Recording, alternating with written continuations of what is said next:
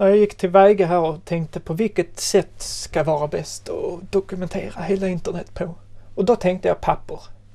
Papper, det är säkert, det kan man lita på, det försvinner inte. Det är ett digert arbete han satt tänderna i, men tack vare stor uppfinningsrikedom och toppmodern teknik hittar Martin ständigt nya metoder för att effektivisera sitt arbete.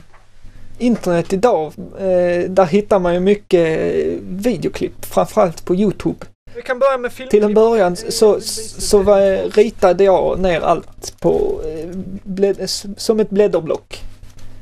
Ritade jag ner alla klippen. Laughing Baby. Där har du den. Gollum. Det är ju Sagan om ringen. Men idag så har jag faktiskt uppgraderat och skaffat en hemvideokamera. Jag sätter upp den framför skärmen och spelar in klippet. Musik då. Då har vi den här trotjänaren, min kassettspelare. Och då trycker man rekord på med micken. Och så sitter jag då och spelar in låt för låt. Men det räcker ju inte. Det blir inte på riktigt. Så att då gör jag en sån här ljudgraf som jag sitter samtidigt och ritar av. Som, här har vi min favoritlåt, Bon Jovi, Wanted Dead or Alive. Och... I'm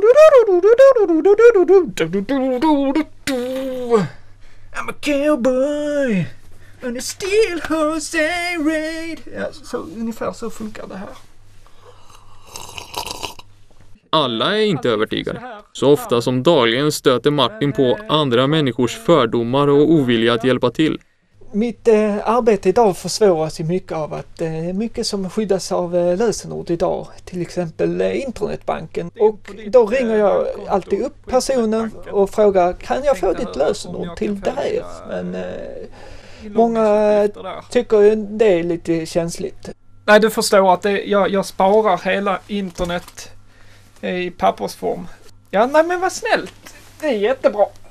Då tar jag det. Vad har du för clearing?